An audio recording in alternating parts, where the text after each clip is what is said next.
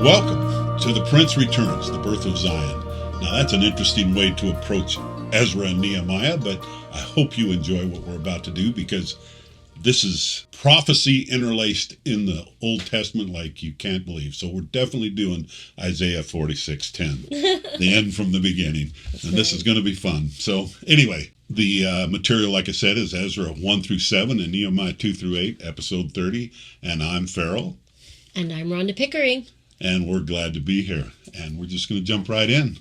And before we do, I know this has kind of been joked about, but give us a like, because you'll forget later. Just do it now. It's all good. Anyway, so that you don't have to remember later. You just do it now and you'll just save the trouble, right? Let's just jump right in. I have to tell you. Go ahead. I'm really excited for you to be doing this lesson because I know that you're just all over Daniel and Ezra and Nehemiah and these prophecies. So I'm excited. Yeah, you got to realize that Ezra and Nehemiah set up the whole premise of Daniel's numbers and the beginning of it and the whole landing places and everything about it starts in Ezra and Nehemiah. Oh, cool. and Jeremiah. You're starting right where we left off last time. Anyway, so we're going to jump into Jeremiah 25:11 through 12. And this whole land shall be desolation and an astonishment, and these nations shall serve the king of Babylon 70 years. And it shall come to pass, when 70 years are accomplished, that I will push the king of Babylon and that nation, saith the Lord, and their iniquities and the land of the Chaldeans, and will make it perpetual desolation. So he's saying that, hey, you guys get desolated now, but Babylon's going to get crunched later. You know, they're going to pay their dues. And it's just fascinating the way this all comes together. And prophetically, Babylon at this time is a type and a shadow of the harlot Babylon in the end time. So absolutely. These prophecies are very carefully worded to be double layered. Yes, but the beauty of it is, and this is why I love this topic and what we're going into right now, is because what I'm going to show you is the precision of God's word in the numbers, which is kind of my forte. I love the numbers, and I love proving God, if that makes sense, and not proving because I question, proving because I know it's true, but I need to find the gems along the way. Right. I love the gems. So we get this prophecy from Jeremiah that there'll be 70 years in Babylon. Well, 70 years, that's an interesting, you just think, so why the number 70? 70 is fascinating for many reasons, but let's just hit it again. For thus saith the Lord, that after 70 years be accomplished at Babylon, I will visit you and perform my good word towards you in causing you to return to this place. Wow. What a setup. So Jeremiah, clear back at the time of right before the exile, is predicting that they will go into exile. 70 years. Is predicting that they will go into exile 70 years. That's fascinating. Now let's just see it play out in the numbers, because that's what I do best, right? Let's do it. And so here we go. In the first year of the reign of I, Daniel, understood by the book of Numbers and of the years, wherein the word of the Lord came to Jeremiah, to the prophet, that he would accomplish 70 years in the desolation of Jerusalem. So Daniel, clear later, is... now he's in his old age. He's in his old age. Into captivity when he was young. Yep, he's taken into Babylon when he's young, and he realizes that 70 years are almost coming upon him. And so he starts to pray in Daniel 9. Now, Daniel 9... is an incredible chapter because it's called I'm trying to remember the word that chapter 70-week prophecy. Well, it's got the 70-week prophecy at the end, but it's called the interrupted prayer. Oh, the interrupted. So because he starts to pray about these circumstances, and then Gabriel interrupts him and starts to reveal what I consider to be mathematical proof that the Bible's true. Now you're going to say, whoa, what about that? And so these numbers aren't really Daniel's numbers because they were given to him by the angel Gabriel. Absolutely. They're God's numbers. That's why they're so fingerprinted with God's word on so many levels. And it's just incredible when you start to get into this, which we're about to do, and you're going to see almost what I like to call mathematical proof that the Bible's true, because when you understand that Daniel, the book of Daniel, was translated into the Greek 300 years, or 300 BC approximately, then you understand that this couldn't be an after-the-fact prophecy. This couldn't be made up. We have solid proof that this was prophesied before. And that's incredible. Before the crucifixion of Jesus Christ, actually. Yeah. So 522 to 486 BC, as known as Darius the Great, that's when Darius's reign was, the reign of Darius the Great, was the third Persian king of the Achaemenid Empire. His reign lasted 36 years, from 522 to 486 BC. During this time, the Persian Empire reached its peak. Why do I say 522 is when he started? Well, if you go up there, the first year of the reign of Darius is what we're talking about in 912. So we know that Daniel was praying 522 BC. It has been since 586. It's been approximately, 64 years? Yep, 64 years. Hey, I'm good. It's been 64 years since they went into exile. So that's pretty incredible that he starts praying about it 64 years later. And he's saying, hey, there's this prophecy in Jeremiah that says, well, it'll be 70 years. What's happening, Lord? Is this coming? Are we actually going to see the return? That's cool that he's praying about it like 5 years before it's actually. He's doing a Samuel Lamanite I here know. a little bit. Making that connection too. It's kind of really cool when you think about that. So when we think about these things, and you go to Isaiah 45 verse 1, we also see that Isaiah predicted not only, or Jeremiah, the prophets, predicted not only would this happen, but they predicted the name of the king that would deliver them, or the name of the ruler of the Medes and the Persians that would deliver them from bondage, from the Babylonian Empire. And that's why there's all these scholars out there that don't believe that Isaiah could have known Cyrus's name hundreds of years before he was born. Well, and just like Jeremiah, they say that years. It was written by a writer of a later date, which we kind of dealt with that last time and showed that was completely incorrect. Right. But what's really cool about this is in Isaiah 45:1, and thus saith the Lord to his anointed. He's calling Cyrus his anointed. But this isn't an anointing like priesthood anointing or spiritual. This is anointed to the king. And in Daniel, it also says that God sets apart the rulers of the earth. You know, he actually knows who's going to be ruling, even the bad ones. He knows how it's all going to play out. And if you're okay, I'll just mention here too, because Isaiah is so careful about his selection of every word that he uses. There is an anointed one that's going to be in the end time prophecy, as well as the historical Cyrus. Which is beautiful.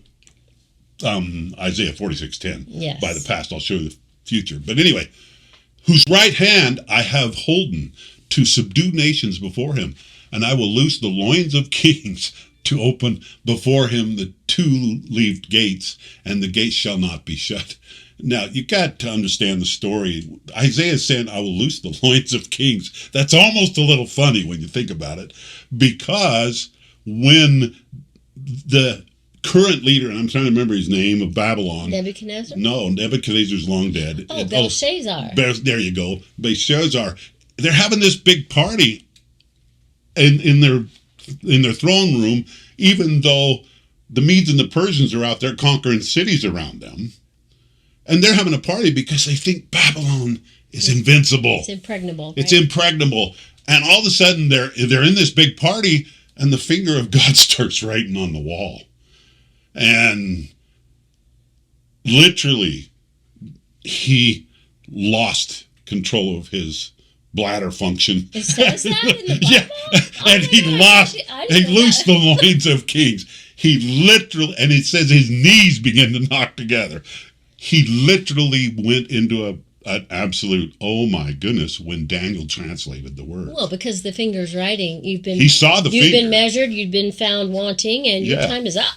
And it's over. Yeah, you've just been, and that very day, Right. they take Babylon. And the way they take Babylon is so fascinating.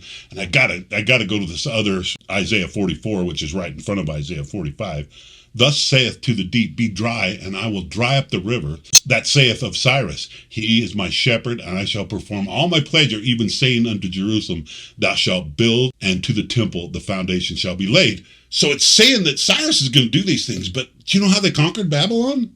They dried up the river. They dried up the river, just like it says there in Isaiah 44, verse 27 and 28. They dried up the river so that the river went down low enough that they could walk in under the wall. And they literally took Babylon without a fight. And it is said that there was many people in the city of Babylon.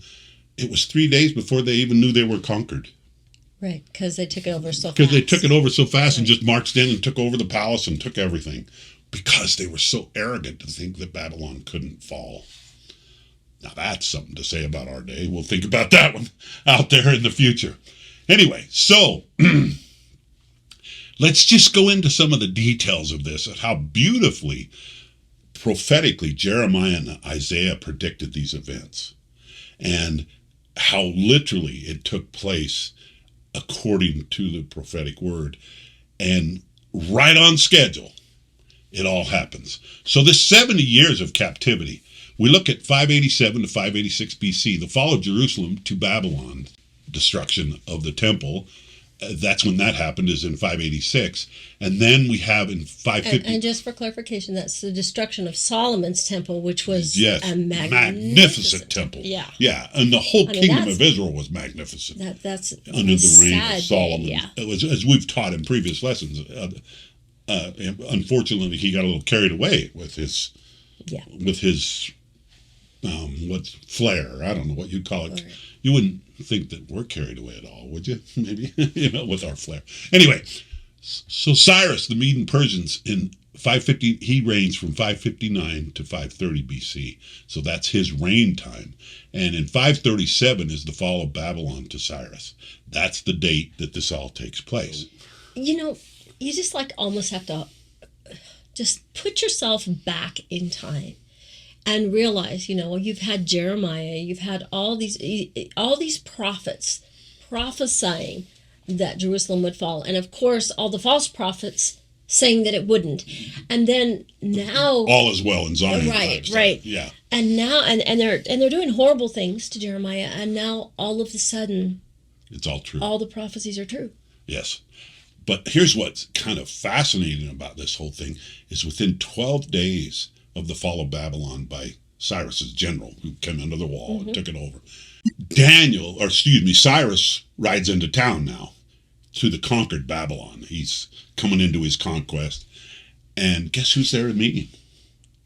Daniel? Absolutely. The older Daniel is there to show him the prophetic pictures revealed in Isaiah about Cyrus being this instrument, of course, of delivering them back to Jerusalem, or giving them darn impressive for Cyrus to see his own name in Hebrew scriptures written hundreds of years ago. Right? And it is hundreds of years ago. So Cyrus has been prophesied, and so he's on a little ego trip here. Yeah, I was going to say that probably made him feel important. Your God just said, "I'm the guy that delivers you."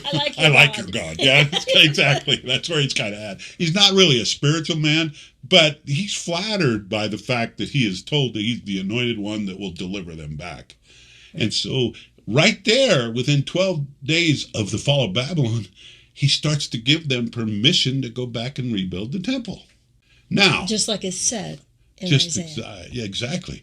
But we're not quite 70 years yet. So he's been given permission, but in the process of them trying to go back and do the things they're going to do, they run into lots of opposition along the way. Tons of problems and marauders and people who don't want them there.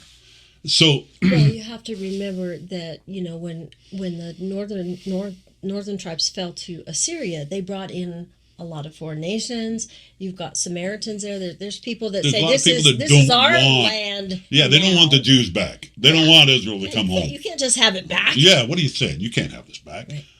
And so, nothing new today. Yeah, right. You can't just Fighting have this over Israel. back. Wow. So the whole thing's not new. Go figure. So in 522, like I said, Darius begins his reign, and that's the prayer. That's Daniel's prayer in chapter 9. That's the trigger point of so many prophetic pictures.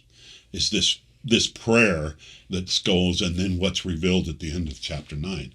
But in that, he also is given right in this period of time, within 522 to 516, Darius makes a decree to Ezra and to them that actually it's more to Zerubbabel. I can't even say his name. Zerubbabel, I think. Yeah, that's right. You hit it right. Anyway, and they give financial support to go back and help with the temple. Right. Okay, and some people refer to this as the first decree. Well, that's actually the second, because Cyrus is going to give the first, and then Darius is going to be Cyrus's successor. Exactly. He succeeds Cyrus in 522, right, as we talked.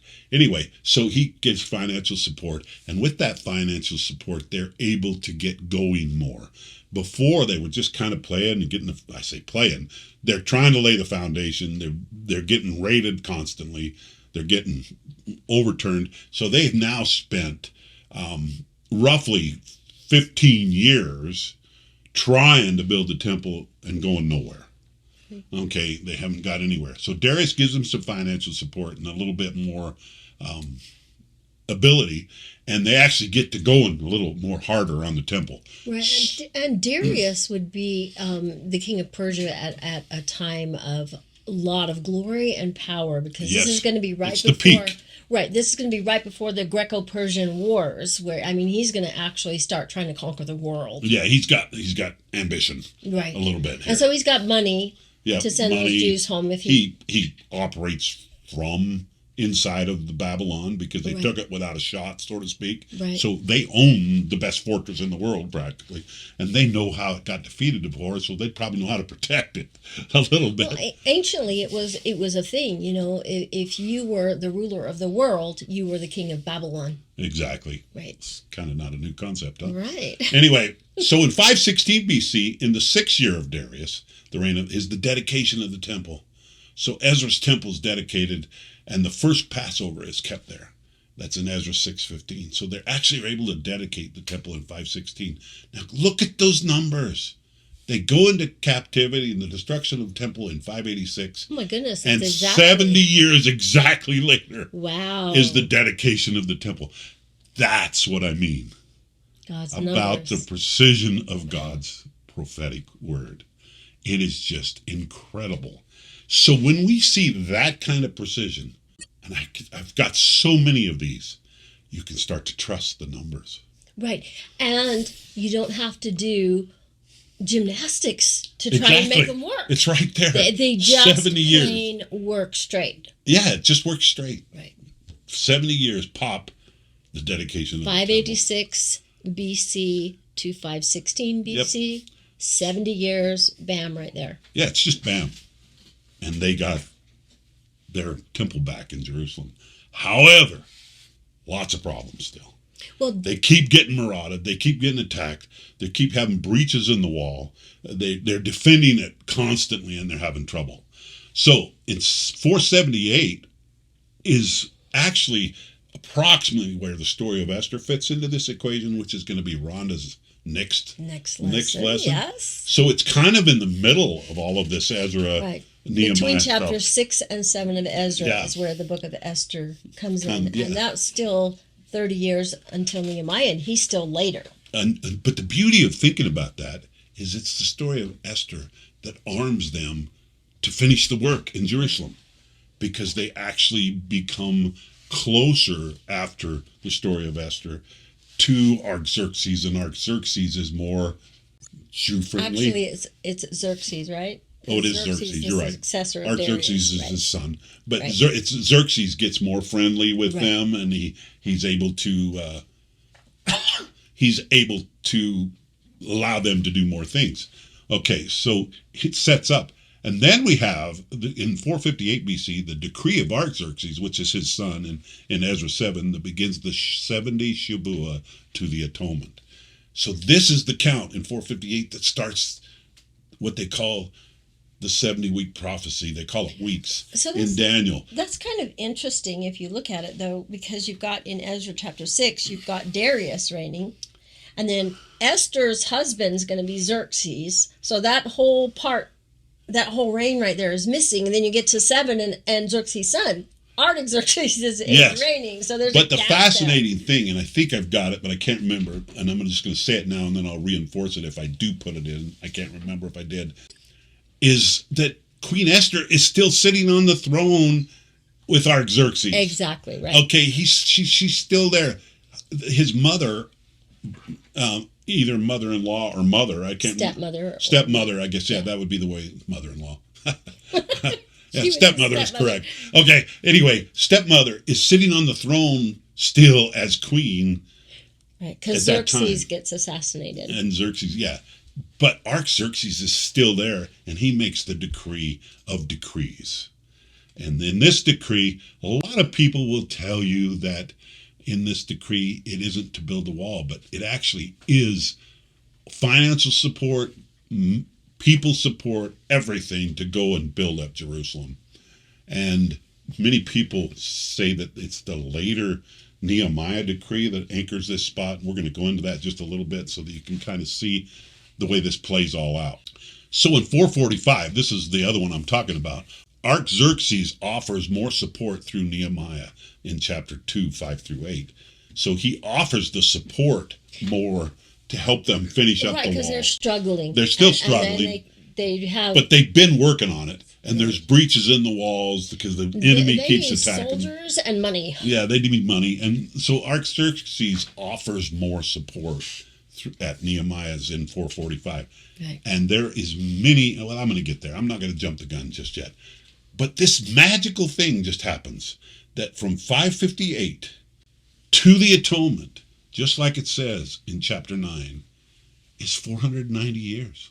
It's 70 weeks of years. So 70 you Shavua. said 558, but I think you meant 458.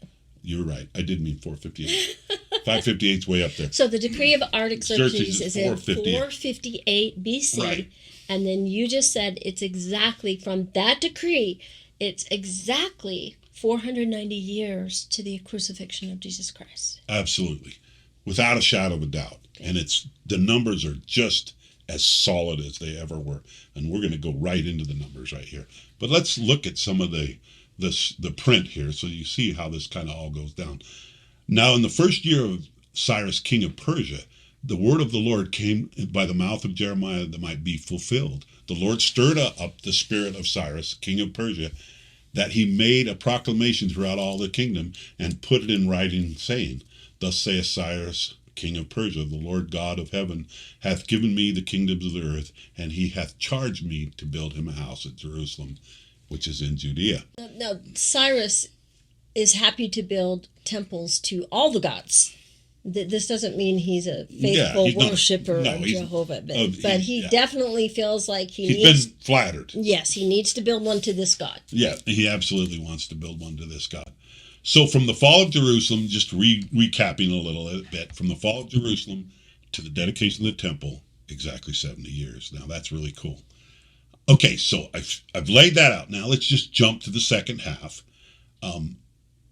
And let's look at Daniel 9:24, which is the 70-week prophecy, which this is the most amazing, multifaceted proof that the Bible is true. Okay, 70 Shemitah. Okay, Shemitahs are 7-year cycles. The word Shemitah does not necessarily, it's actually Shavua is the word in the Hebrew. Okay. And that word Shavua of weeks means 77s of something. So in this instance, Shavua means 7 in Hebrew. And so when we translate Shavua into English, and we're talking about times, 7, a group of 7 in our time is translated in English to weeks. But It doesn't mean just days. It could be 7 years. It could be 7 groups of 7 years. It could be actually 70 jubilees. So in the 70, which is another interesting. In the 70 prophecies, 70 Shavua, because they use Shavua, it gives it different layers. Exactly. That can be fulfilled. It's layered prophetically. It can be years. It can be Shemitah years. And in this instance, let's just look at 70 Shemitah, which is 7-year cycles. Right. So a Shemitah year would be the Sabbath year. So like every 7th year is the Sabbath year. That's the Shemitah year. Exactly. So if we're doing 70 Shemitahs, we have to go 70 times 7 years, which is going to be 490. Yep, there's your 490 that right. we talked about before. Just trying to make that clear. But look at what it's saying in Daniel 9:24.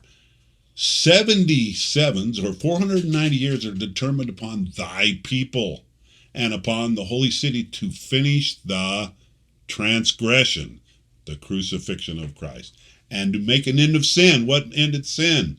Everybody says, well, that's at the beginning of the millennium. No, that doesn't end sin. Yeah, it doesn't, because sin still comes back at the end of the millennium, right? when Lucifer rebels, right, and he's let out. Okay, so it's not an end of sin, literally. It's the atonement has been made. Okay, the sin is ended because it has been paid for, and to make reconciliation for iniquity, and to bring the everlasting righteousness. We know who is everlasting righteousness. And to seal up the vision and the prophecy, and to anoint the most holy. The most holy being Jesus of Nazareth was anointed at the resurrection and at his ascension to his full fulfillment of his first level of his mission, I guess. I don't know, because it's not really the end of his mission. It's the end of that portion of his mission. And another layer right there is to anoint the most holy. Well, of course, Jesus Christ is the most holy, but also the most holy in the tabernacle was the ark in the Holy of Holies. Oh, that's a whole other story. Yeah, we could go into. That's a whole other level when right his there. blood actually anointed the ark of the covenant at his crucifixion. That's a beautiful take on that. I love that he actually, his blood went down the crack on the ark of the covenant. With the earthquake at the crucifixion. Yes, and the soldier says, now I know that this is the Son of God. Right. And I'm paraphrasing. So let's just do the math real quick. The decree of Artaxerxes, and I use the minus key for BC. Okay, minus 458. There's no year zero, so we got to add 1 for no year zero, because that's taken out. So just for people that are listening, if you're doing BC and then you're moving to AD, you have to count forward. Yeah, from it goes your from BC 1 year. BC to 1 AD. There's no zero year. Right, and so you have to add the number of years BC, then you have to take the number of years AD, and then you have to add those together to get the total, right? Well, in essence, yeah, but what you got to just add a year for no year zero. Right, plus you have to always add back in that year zero. Yes, absolutely. So when you take 458 plus 1 plus 490, you end up with 33 AD exactly. And many people have argued other dates for the crucifixion. I think Daniel pretty much nails it, that it's 33 AD, and there's so many other things. I could go into many other scholars who have nailed 33 AD. One including is Isaac Newton. Right. Okay, you got Isaac Newton, you've got Jerome, you've got many scholars who have nailed the date 33 AD. And you've got a couple of scholars who take a different approach. And I want to address that different approach. But so you can just see it, that 33 AD is prophesied exactly from the decree of Artaxerxes.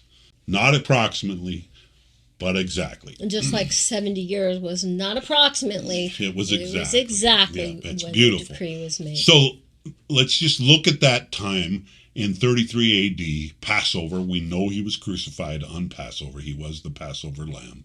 Right there, we see that April 3rd, 33 AD is the Passover of his crucifixion.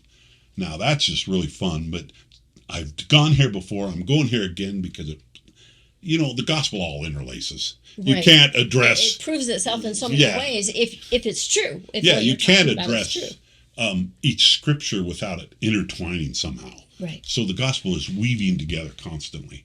So in this situation, we see Passover is on Friday, the 3rd of April in 33 AD. And then we have the high Sabbath and the weekly Sabbath and the road to Emmaus. And that's just laid out perfectly well.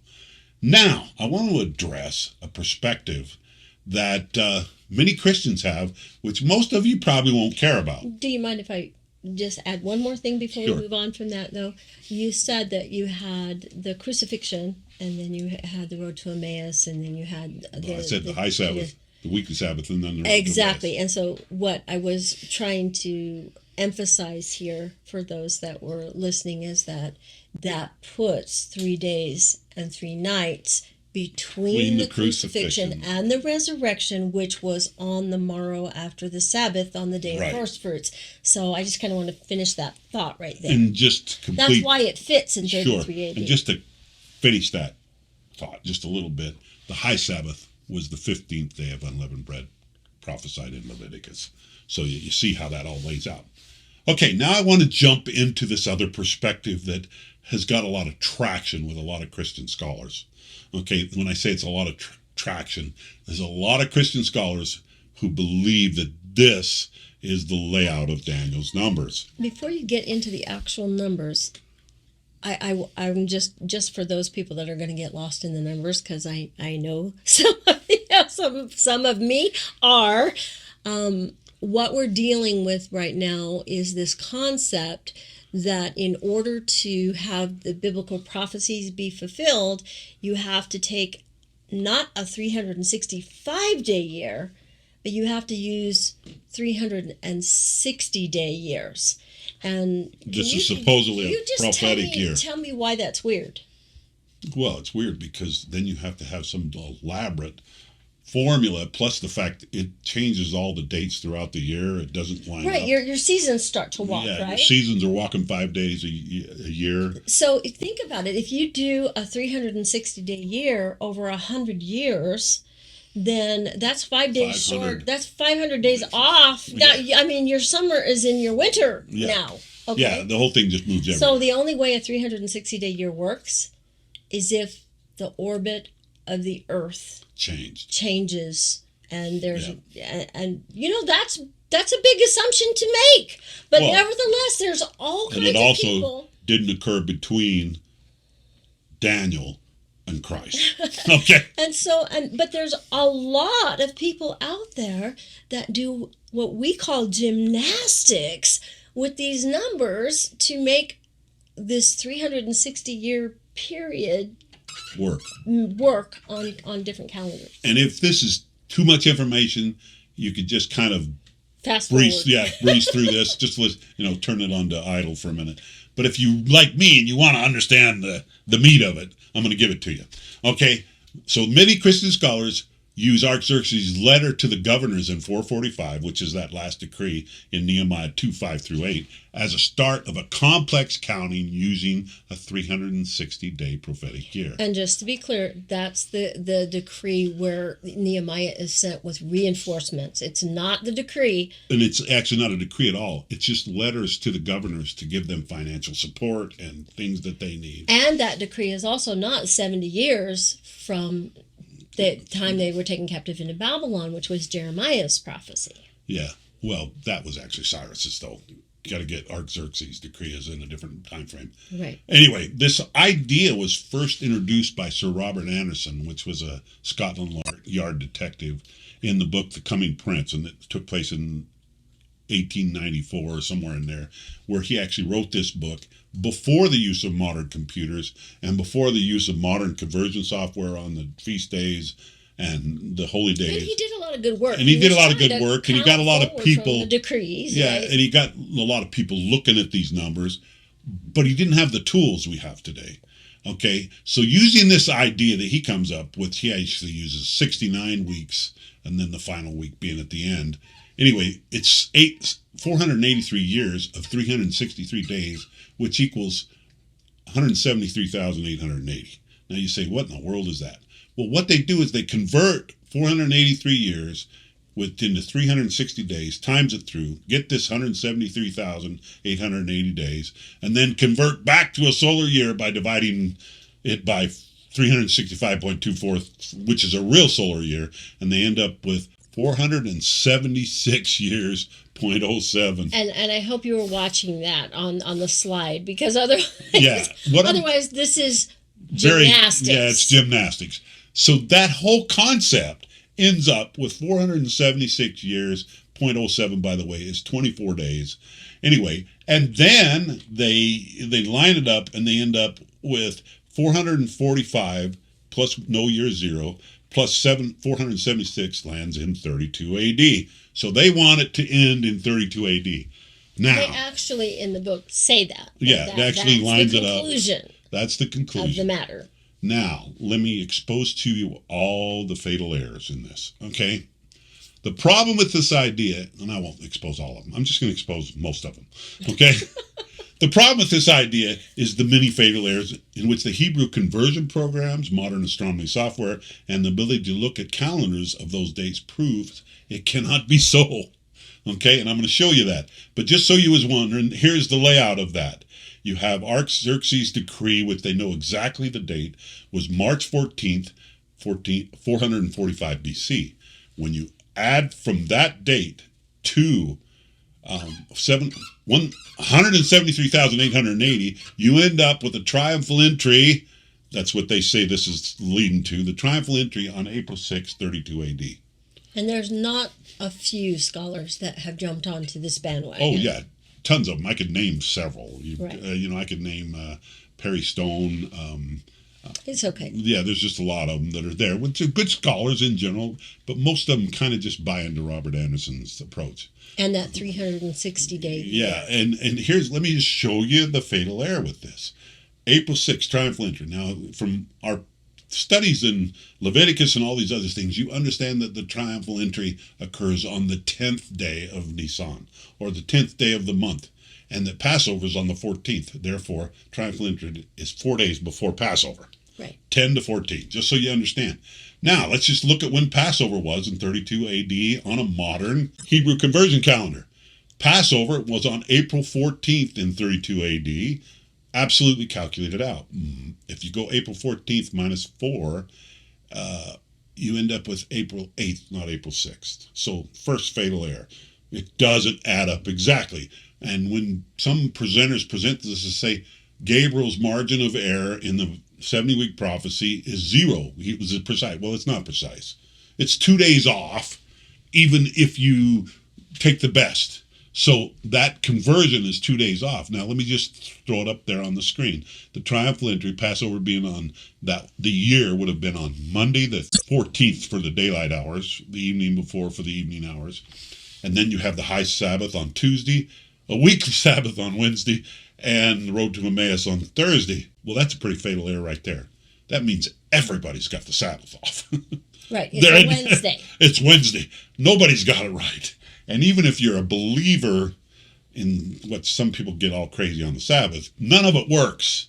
Triumphal entry, Passover, high Sabbath, weekly Sabbath, none of it works. 32 AD is a bust. 33 AD absolutely works. Make sure I repeat that again so you don't lose track of the fact that I stumbled. 32 AD has fatal errors galore. 33 AD perfectly works. Right. Okay, so we know that the crucifixion was 33 AD. We also know it from modern revelation. There's so many ways to know this is true. Okay, so there is the beauty of Ezra's decree, or excuse me, Artaxerxes' decree revealed by Ezra in Ezra 7. Right. Okay, it is the launch point of the first set of Daniel's numbers proof. Beautiful. And just for those that want to know what you said, it was also revealed in modern revelation. I was just going to clarify that would have been at the 33rd when the third anniversary of the church. The anniversary of the restoration of the church. In the history of the church, Joseph Smith said it had been 1,800 years since the crucifixion. Yes. So that places it in 33 AD exactly. as well. So we have modern revelation. We have And that's just two. modern We astronomy can come at it software. for three or four other different ways. Just understand, to my perspective, this is undebatable. I think it's just absolutely solid, rock solid, that 33 AD is the crucifixion. Now, that being said, why is that important? Because if you take the 458 of Artaxerxes' decree and you go 490 years, it lands exactly on the crucifixion. And Daniel's numbers are exact. It's beautiful, absolutely beautiful to see the precision of God's word. Okay, now we're going to change flavors.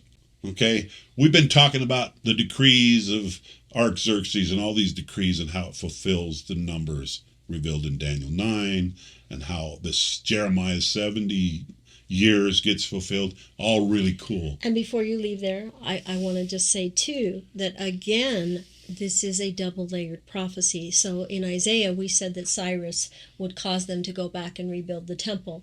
Well, in the end time, there's going to be an anointed one who causes the rebuilding of the temple again. So you have to read this on multiple and I get that, layers. but just because you took this tangent, I'm going to take a tangent. Oh, no. Here we go again, another rabbit. This is a little bit of a rabbit trail. 1948, the establishment of Israel. 70 years later, okay, in 2018, was the first time the United States recognized Jerusalem as the capital of Israel. Exactly 70 years later, when they moved the embassy from Tel Aviv to Jerusalem, and Jerusalem became recognized virtually by the world, because they have to, as the capital of Jerusalem. Now, I say that obviously there's people that probably won't accept that, but anyway, so in 2018, some consider a modern Cyrus decreed that the embassy would move to Jerusalem, Right. Which is kind of fascinating. Okay, total taken off from here. Now we're going to move into the realm of future.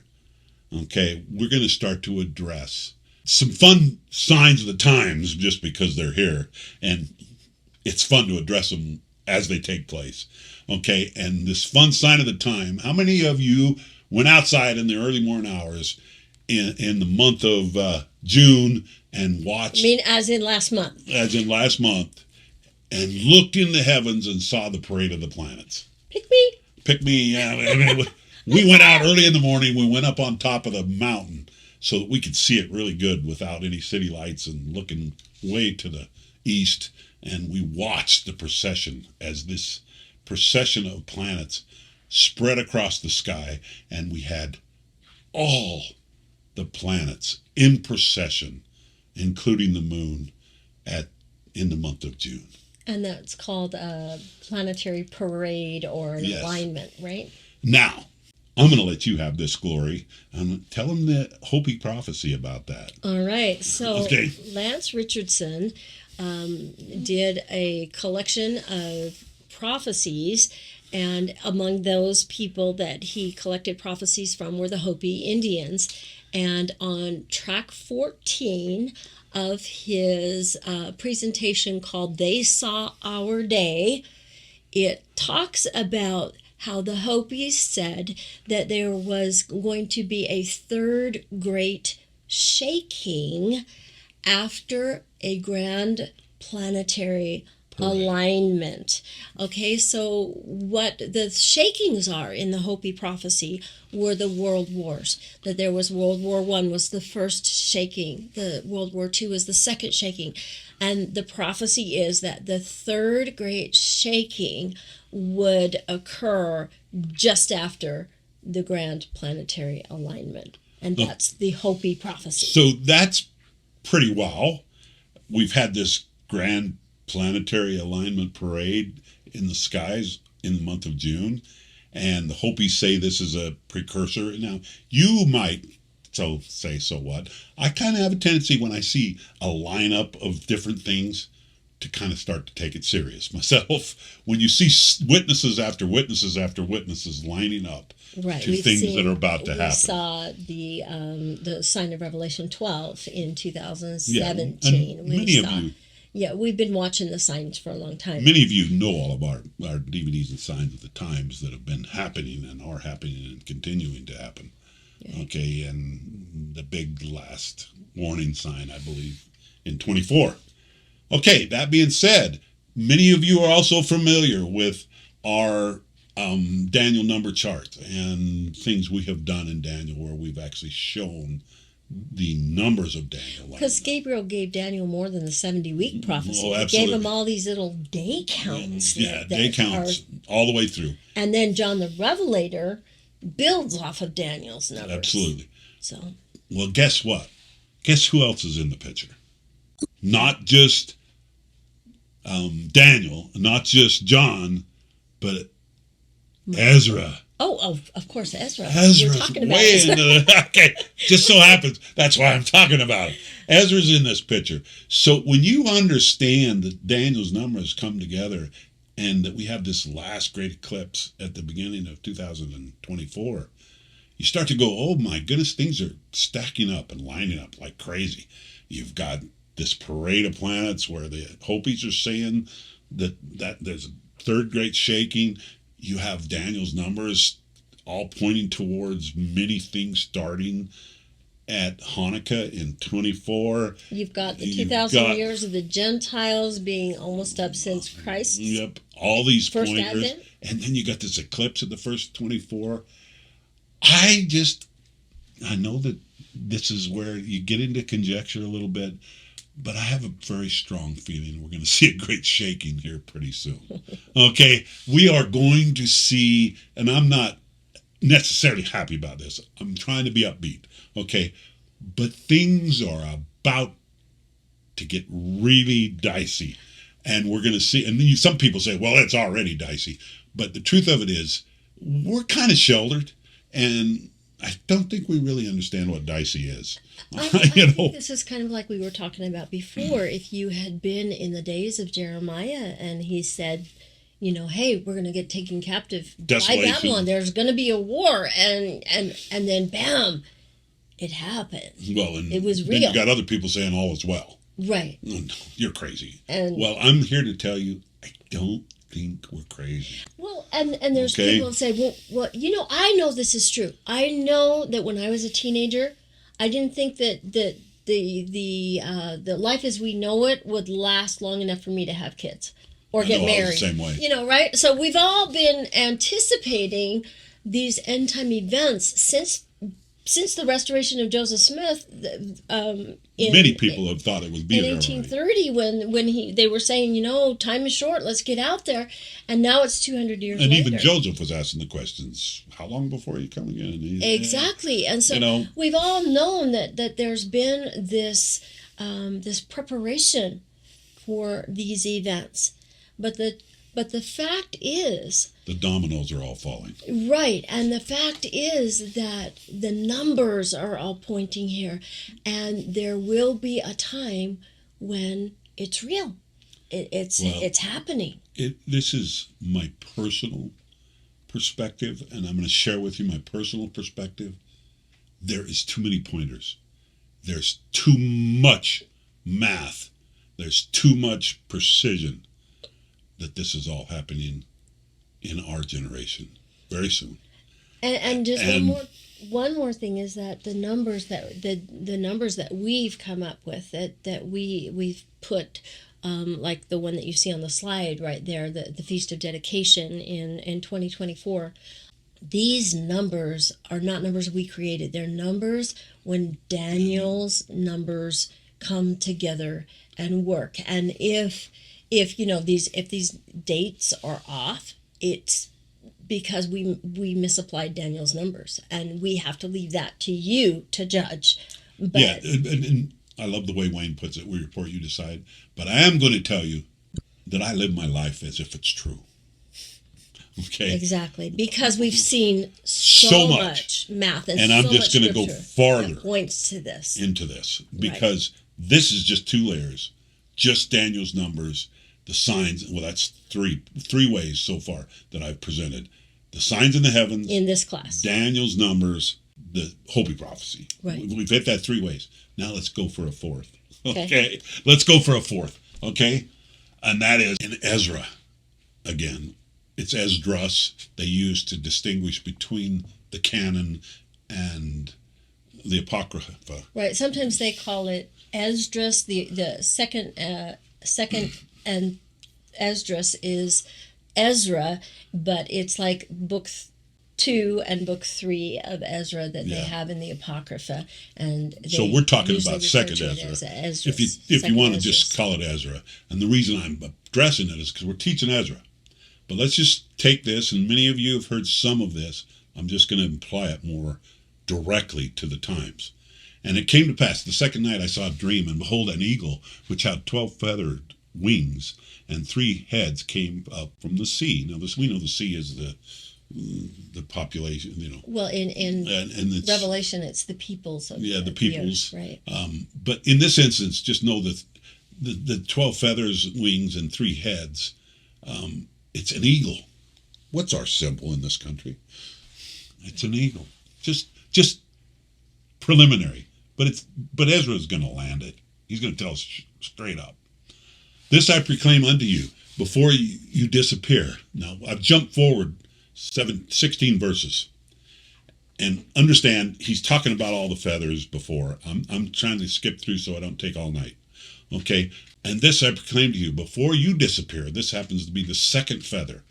None after you shall rule as long as you, not even half as long. The second feather being Franklin Delano Roosevelt, the only president in the history of America that was elected to 4 terms. Right. Okay. And that's kind of your anchor point of your feathers, as Second Esdras is describing all these feathers in chapter 11. These presidents that have ruled in the eagle, which is America. The way you can anchor which feather is which is by knowing that it specifically says there's the second feather reigns twice as long as the rest of them. And he's the only president that ever had 4 terms. Right. And after that, they changed it so they could only have two terms. Right. They actually limited terms on the president. And Michael Rush has done a great job. Yes, Michael Rush is of kind of identifying all these feathers and why it starts. And he introduced this whole concept to a large degree. And then we go to Ezra 11, 22 and 24. And I'm skipping so that we go faster. I could take you through the whole thing. I'd almost recommend you read it. It's just incredible when you start to read it all through and understand it. And after this I saw, and behold, 12 wings disappeared. That's the 12 referred to before. And there's 6 or 8 more. And along with the 2 of the little feathers, so 2 of the 8, they all disappeared. So we have the 12 presidents and 2 more that all disappeared. And those were all on the one side of the eagle, the left side of the eagle's body. And that's from the eagle's body's perspective. Right. Okay? Not from us looking on it. From our point of view, it would be the right side. The eagle's left. The eagle's left. Okay? And I saw, and behold, the 2 little wings divided themselves from the 6 remained. Excuse me, I jumped ahead. And there was no more left on the eagle's body except the 3 heads that rested and 6 little feather wings. So we've had the 14 go. 12 big ones and 2 little ones. They've all gone. Those 14 ended with Obama. If you just count the count from Franklin Delano Roosevelt. Franklin D. Roosevelt. FDR, for those who want to do it abbreviated. Very famous president for many things. Some of them not so good.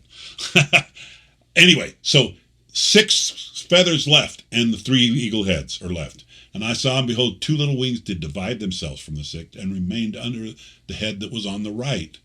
But 4 remained in their place. So we have 4 feathers that remained in their place. That's important to recognize.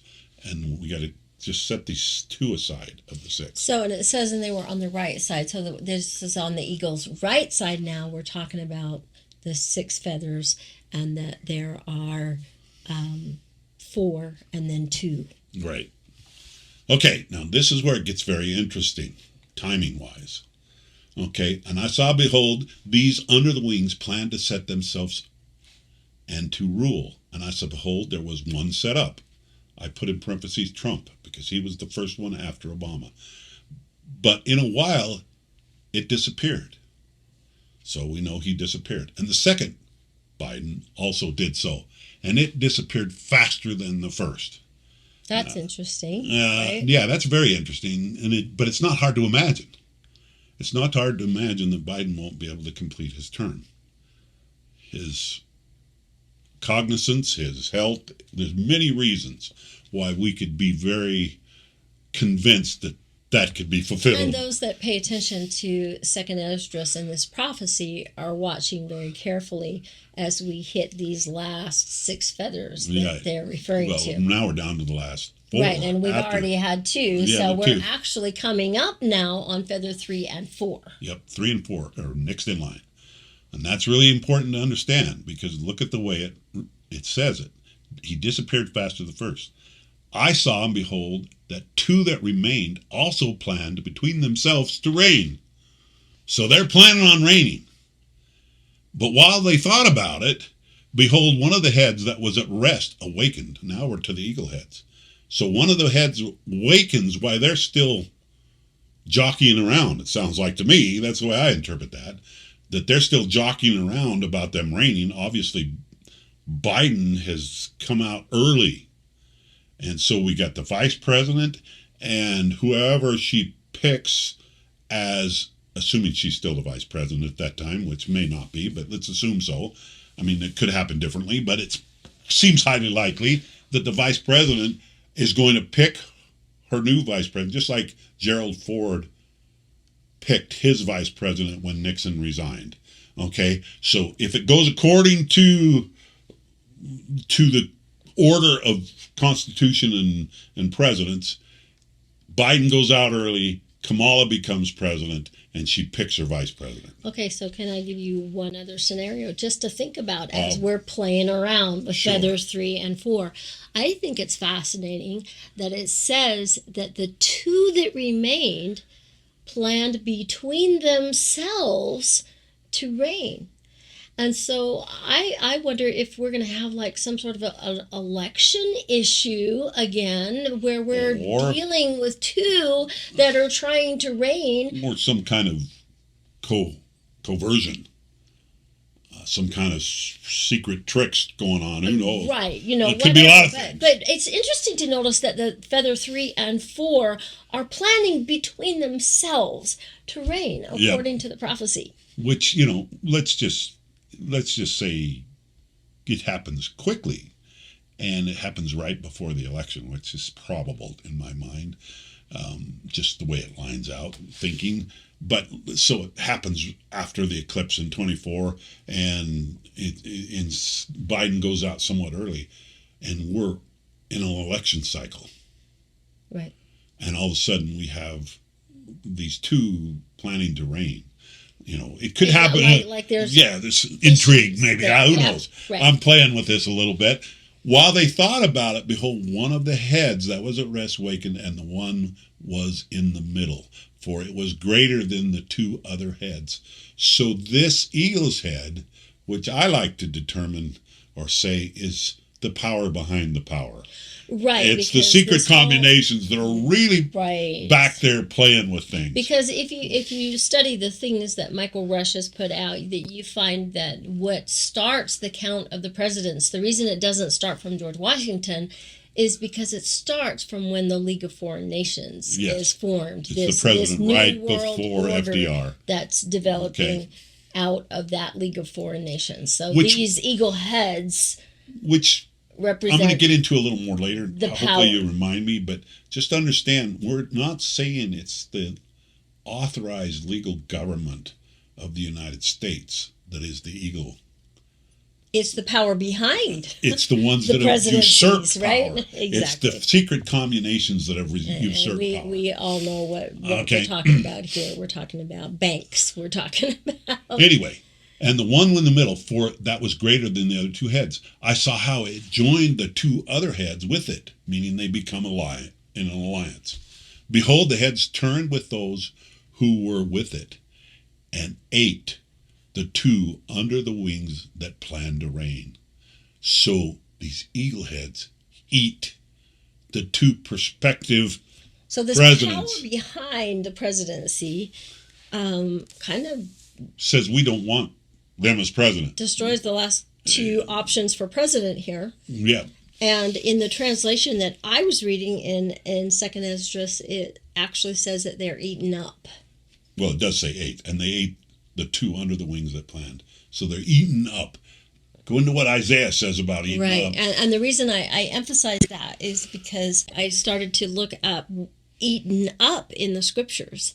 And of course, there's only one other place where the term eaten up is used, and that's going to be in Isaiah chapter 5, verse 5. And looking back there, let's go ahead. This is the Isaiah chapter 5 is the chapter about the vineyard, the Lord's vineyard, and it says, he's saying, what more could I have done for my vineyard, and now it's a mess. And then it says, I looked for it to bring forth grapes, and instead of grapes it brought forth wild grapes. So of course Israel will be protected as long as Israel keeps covenant. Israel has to break covenant and be in a state of apostasy for this to happen. So in verse 5 it says, and now go to, just like it was when Babylon fell anciently. And now go to, I will tell you what I will do to my vineyard.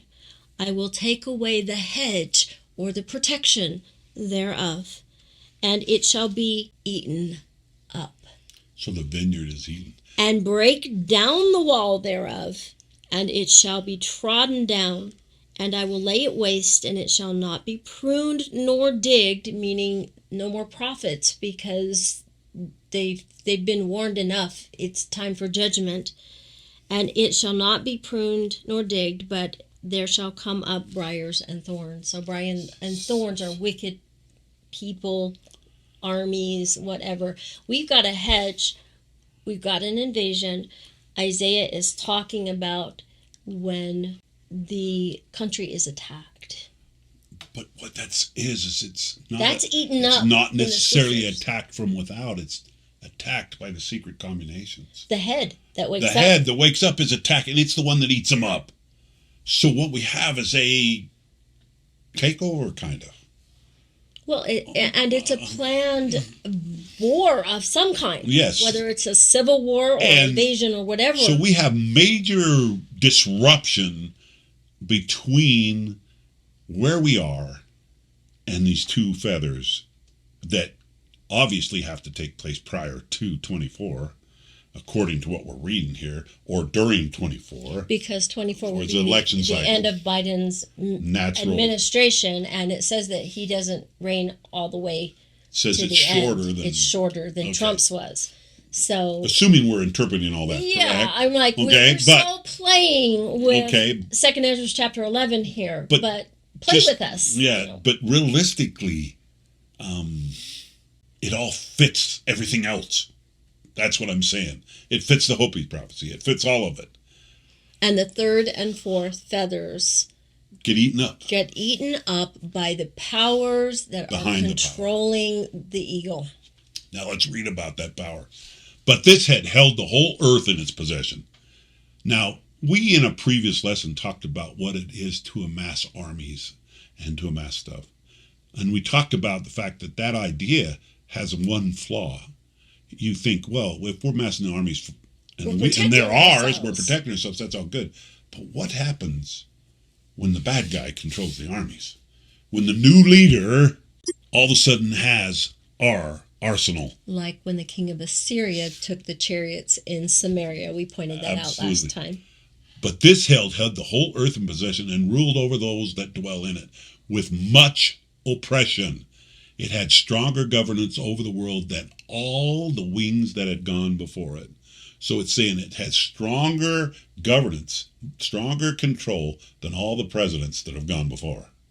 So that's pretty incredible. He's going to rule strong-handed. Well, there's also one other prophecy. There it is. It's right there. It says, while they thought about the third and fourth feather, while they thought about reigning, behold, one of the heads that was at rest awakened, the one in the middle, and it was greater than the other two heads.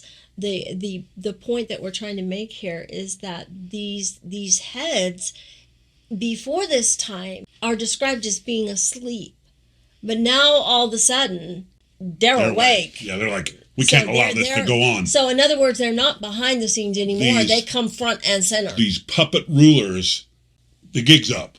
Right. We got to play our hand. Okay, the gig's up with our puppet rulers. So they have stronger governing than the previous feathers. Now let's just go into the interpretation given in Ezra 12. And he said to me, this is the interpretation of the vision which ye saw. The eagle whom ye saw come up from the sea is the fourth kingdom which appeared in the vision to your brother Daniel.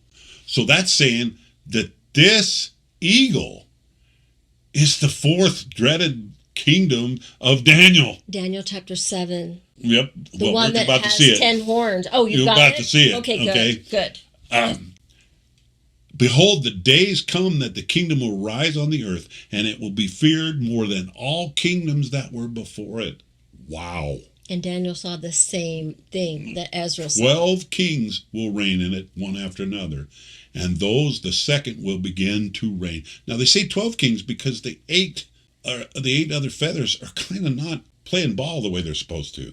A little bit, but kind of are. Anyway, and those, the second will begin to reign and reign longer than others of the 12. So it's saying, it's reaffirming that the second leader, FDR, will reign longer than the rest. Okay, now we have the beasts of Revelation. We have the beasts given in Daniel, all of these beasts. And it just said that the beast that is in Ezra's eagle, the eagle beast, is Daniel's fourth beast. Right, and in another place in 2nd Ezra, it talks about the eagle having talons that tear. Yes, it does. So it's not a nice eagle. No, it plays tricky most of the time in its reign. Well, it's going to eat up feathers but 3 and 4. Now it's not. Right? It's not being subtle anymore. Yeah, now it's awake Okay. and it's saying, "I've got the power, and I don't have to worry about what you think anymore." Yeah, I don't have to politically mess with you anymore. Right. So let's read about this beast in Daniel. Seeing as it said it is the fourth beast of Daniel, let's read about the beast in Daniel. And after this, I saw in the night vision, and behold, a fourth beast, dreadful and terrible and strong exceedingly. And it had great iron teeth, and it devoured and brake in pieces, and stamped the residue with the feet of it. And it was diverse from all the beasts that were before it. And it had 10 horns. And I considered the horns, and behold, there came up among them another little horn, before whom were three of the first horns plucked up by the root. And behold, in this horn were the eyes like the eyes of a man, and the mouth speaking great things. Now, I've conjectured that this horn maybe is somewhat responsible for taking out the other 3. I don't know. But in essence, this horn, this little horn that comes along and deals with the beast in part, and I guess what you'd say, it assumes its power, okay, that comes up afterwards. And the vision of the fourth beast, I just wanted to point out that it's not completely without reason that the little horn is the one that plucks up the other 3. Now, I'm not saying that it's accurate. I'm saying it's not without reason. But in reality, the beast that we talk about, the fourth beast, which is exceeding terrible, there it is. That's what Ezra says is this eagle kingdom. It's really important in Daniel 7 to know that this fourth beast is going to trample the saints. Yeah, absolutely. And you can read that more in Daniel 7. Right. And this is when this head wakes up, eats up feathers 3 and 4 and gets governance. This is when it starts to tread underfoot the saints that Daniel yeah, and it actually in chapter 7. You could go into more in chapter 7. In fact, I advise you read it. If you haven't recently, read Daniel 7 and understand now what the context of the fourth beast is, the eagle head. Not necessarily the established government of our founding fathers. No, we're talking the secret combination government. That are underneath our current. That are now waking up and declaring themselves to be the government of our nation. Exactly. But if this wasn't quite upbeat enough for you, I want to give you the happy. Yeah, this is kind of depressing. I tell you what, Ezra's second Ezra is quite depressing when you read it, and I understand that, and I understand But the reason I wanted to go, There's a happy verse in there. I was about to get to happiness. Okay, good. Okay, but before we get there, I wanted to finish the thought, and that is, wake up, people. This is real. It's on our doorsteps. We are about to see judgment on a major scale. And if you don't believe it, then you think God's a liar, because he's not going to play and it is this corruption much longer. And it is for the same reason that Sodom was Jerusalem destroyed. fell to Babylon, that the tribes in the north fell to the king of Assyria. It is they have turned from God completely, kicked them out of their government, out of their nation, and they now do not keep covenant with the Lord. Now, how long does this beast have power? Well, guess what? I'm about to show you. But I'm about to show you in Scripture, because I don't say things that I don't back up as best I can. And they beheld till the thrones were cast down. This is the very next verse, by the way. And the Ancient of Days did sit, whose garment was white as snow, and his hair of his head was as pure wool. His throne was like the fiery flame, and his wheels as a burning fire. A fiery stream issued and came forth from before him. Thousands and thousands ministered unto him, and 10,000 times 10,000 stood before him. And judgment was set, and the books were opened. So it says that the beast reigns until this happens. Till the Ancient of Days. So the Ancient of Days. Guess when that is? Well, Joseph Smith told us who the Ancient of Days was. It's Michael. It's Adam. And it's Adam on Diamond. So it says that this beast who comes to power will reign until the Ancient of Days blasts his trumpet, and thus the name of my presentation, the Prince returns. The Prince, Michael the Prince Archangel returns, and he blasts his trumpet in verse 1 of chapter 12 of Daniel, and he basically says, enough. And he lays out the time frame for the end, and all of that is laid out in Scripture very clearly and pointed out. And at that point, he says there would be times and a half. Time. So 3.5 years. 3.5 years. But at that time, he puts down the fourth beast of Daniel. Right. Okay, which is and Mystery Babylon of Revelation. Exactly. That's Revelation 17, where it Yep. says that last head on John's beast, which is the fourth beast, which is Daniel's eagle, they're all building off of each other. That in Revelation 17, it says that last head kills the whore, kills Babylon, the little horn. The little horn takes it all out. Takes her out. And it says that he burns her with fire and eats her flesh. So again, there's that. Not very pleasant. Just to be clear on that, I think that eaten up is kind of a way of saying it takes all of the resources. It takes everything that they had and it eats it up. Yeah. Which is again why it's scary to build to build an arsenal that you put your trust in. God, yeah. Exactly, instead of God. You trust your weapons. Well, weapons can fall in the wrong hands. We've seen it over and over in our day. We abandoned them in Afghanistan. Anyway, so that being said, let's just jump into a little more good news, because now we know that it ends with the Ancient of Days at Adam on Diamond. That's really cool. The happy ending is starting for the saints. Right. Okay, we get to see the start of the happy ending. But now let's see the happy ending for the Jews and for everyone else. In Haggai 2:3, they're talking about the dedication of the temple. Right, and let's set the stage for this, because you just were talking about in Ezra that in, I believe it was chapter 6, that they're dedicating the temple, but they're sad. And well, here's the sad right. They're sad because it's nothing. Like Solomon's temple. Like Solomon's temple was. Well, and here it is in Haggai 3. Right. Who is left among you that saw this house in her first glory? Solomon's temple. Who's here that saw it? And how do you see it now? Is it not in your eyes in comparison as of nothing? So they're mourning the fact that Ezra's temple is kind of puny.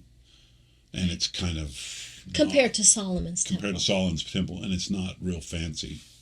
They did the best they can. It's more humble, which isn't always a bad thing. Okay, so we have them talking about in Haggai And then we have the happy news that comes later.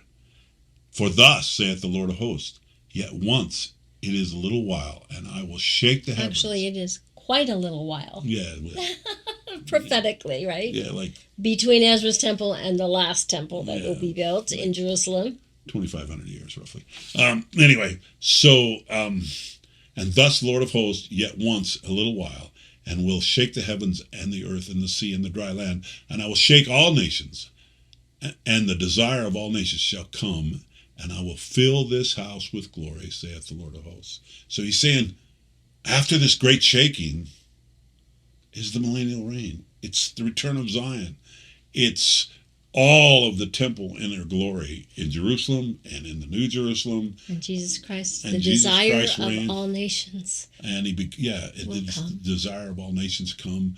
And this is the happy ending spoken of at Haggai. And part of the reason we have to have the bad guys come first is so that he is the desire of all nations. Yeah, we've tried man's way.